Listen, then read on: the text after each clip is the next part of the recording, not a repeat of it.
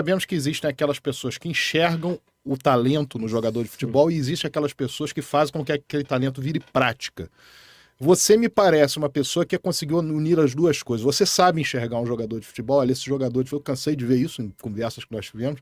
Você sabe enxergar o jogador de futebol. Mas o que me chamou muito a atenção com relação aos garotos da base, nos momentos que nós estávamos no Vasco, era o carinho que eles tinham por você. Ou seja, você, além de enxergar, você os fazia desenvolver e tinha uma boa relação com eles. Isso advém do quê? Você imagina que seja um talento inato, você aprendeu a lidar com a base para chegar nesse ponto. De onde você acha que surgiu essa possibilidade? Tanto de enxergar como fazer desenvolver. Na verdade, eu sei que, sendo filho de quem eu era, eu sempre ia ter uma resistência Certo. contra a minha pessoa. Primeiro, eu não fui atleta. Isso já é uma coisa que dificulta na tua trajetória. Isso, se eu for pegar historicamente, todos os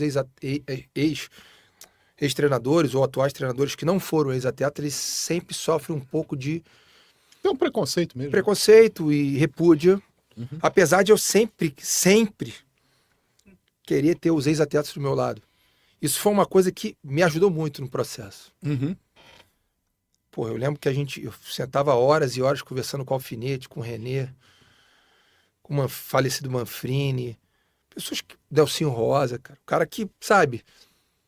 Acácio, depois eu tive boa relação, Caetano, pessoas que a gente trabalhava no dia a dia, que me inspiravam e me davam sabedoria.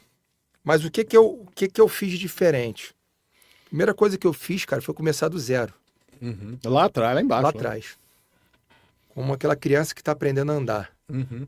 Independente de eu ter vivido futebol no dia a dia com meu pai, de viajar o Brasil todo com meu pai, de estar próximo dele, de ver ele ficar no banco de reserva com meu pai, isso não te dá condição de você chegar lá e assumir um cargo dentro de um clube de futebol.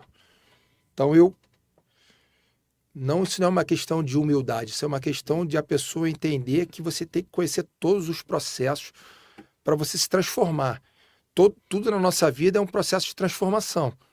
A gente vai acumulando aprendizado, sabedoria, mas eu entendia que o dia a dia era fundamental para mim. Então eu comecei lá, cara, como estagiário do Pré-Mirim. E de certa forma aquilo ali me atraiu. Um ano depois o Darcy me chamou para ser o treinador do Pré-Mirim. E eu comecei a me absorver daquele conhecimento de todos.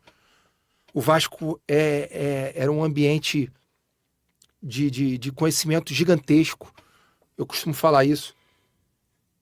No Vasco, no final, ali naquele período ali, depois que a gente saiu, depois do Roberto, a grande maioria das pessoas trabalhava 20, 25, 30 anos dentro do clube.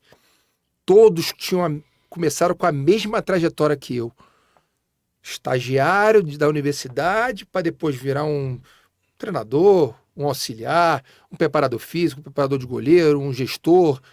Todos, a grande maioria das pessoas que eu comecei a ter relação. Eu te cito vários nomes.